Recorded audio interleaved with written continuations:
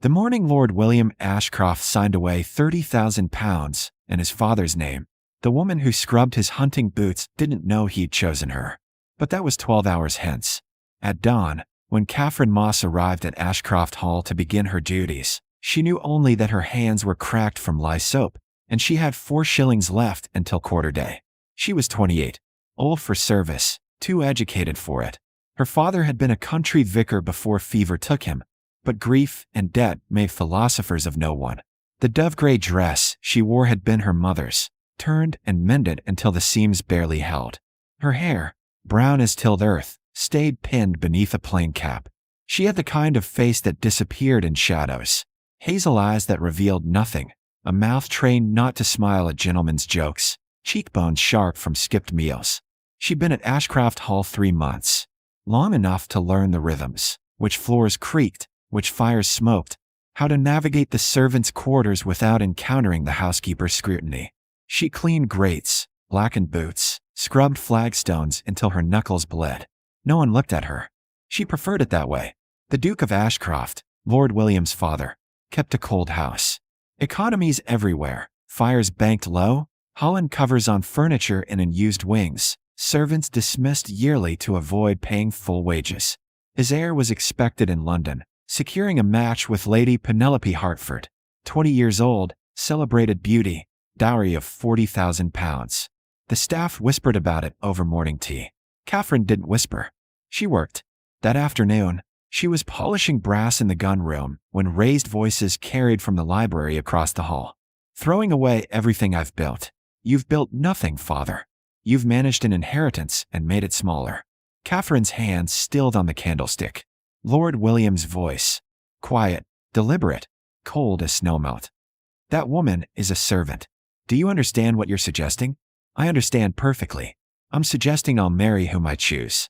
Catherine set down the cloth carefully, moved toward the door. "If you marry anyone but Lady Penelope," the Duke said, each word bitten off, "I will disinherit you entirely. You'll have your mother's trust, 1,200 a year, and nothing else. No estate, no title beyond the courtesy, no position in society." Silence. Then Lord William's voice, softer. "Then I'll have enough."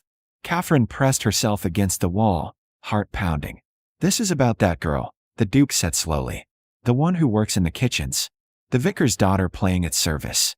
Miss Moss works harder than half your stewards. Miss Moss is nobody. A provincial clergyman's whelp reduced to scrubbing floors. Miss Moss reads Greek," Lord William said. "She solved the estate account discrepancy your man of business couldn't find. She gentle-trained my setter after he'd been beaten half-mad by the kennel master. And when my mother was dying, Miss Moss sat with her every night for a week because the paid nurse drank, and you were too busy negotiating my betrothal to notice." Catherine closed her eyes. She remembered those nights, the Dowager Duchess murmuring poetry, her papery hand in Catherine's, the way she'd whispered, "Thank you, dear girl," at the end. "I don't care if she's Athena descended," the Duke said. "She's unsuitable. You will marry Lady Penelope by month's end, or I'll see you penniless. Then draw up the papers." The silence that followed felt like a held breath. "You're serious?" "I've never been less frivolous in my life." "She probably doesn't even." "William, has this woman agreed to anything? Or are you staging this rebellion for an audience who doesn't know she's performing?"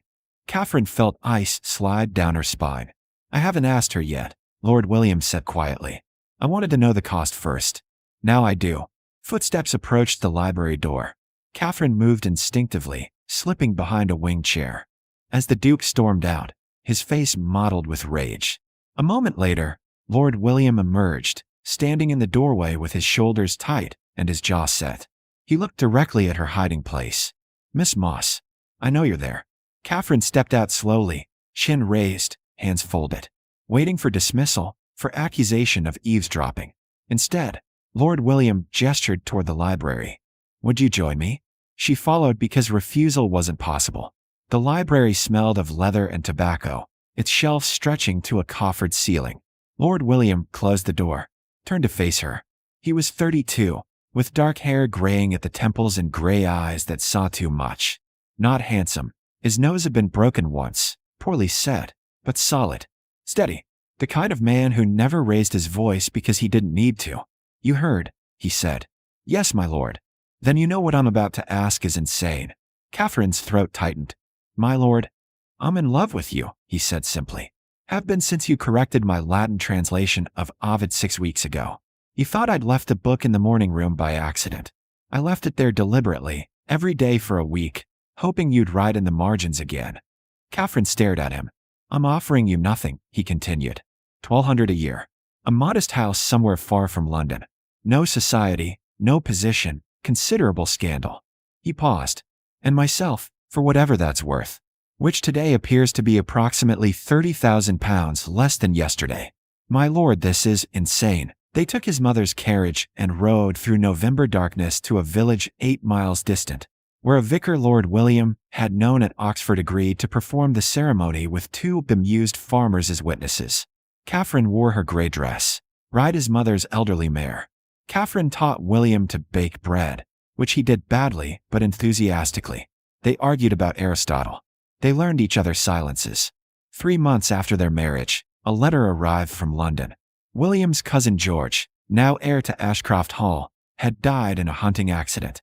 The Duke, childless otherwise, was frantic. He'd sent inquiries. Investigators. Finally, this letter, written in his own hand, returned. All will be forgiven. The disinheritance was filed but not finalized, technicality with the solicitors. You're still my heir. Bring your wife if you must, but return. William read it aloud while Catherine kneaded dough at the kitchen table. When he finished, silence filled the cottage. He's dying, William said quietly. The handwriting. I've seen it deteriorate for years. Palsy. He has perhaps months left. So you'd inherit regardless. Yes. Catherine shaped the dough carefully, not looking at him. What do you want? I want to know what you want. She turned then, flour dusting her wrists. I want to stay here. I want to finish the garden. I want to argue with you about Sophocles over breakfast. She paused. But if you need to go back, I don't. He's your father. He's a man who valued gold over people, who measured my mother's worth by her bloodline and yours by your position. I mourned at father years ago. William crossed to her, taking her flour-dusted hands in his. We have enough, Catherine. We've always had enough. She searched his face. You're certain? I've never been less uncertain about anything. They burned the letter in the kitchen fire that night. The Duke of Ashcroft died 4 months later without reconciliation. His estate passed to a distant cousin who'd never visited England, and Ashcroft Hall was sold to a Manchester industrialist the following year. William learned this from a brief notice in the Times, read it aloud to Catherine over breakfast, and returned to his eggs without comment. The village of Hartley folded them into its rhythm slowly, then completely. William served as magistrate, resolving disputes with the same quiet authority he'd once used managing Ashcroft's tenants. Catherine taught reading to the vicar's daughters, then to anyone who asked, until her kitchen table became an informal school 3 mornings a week.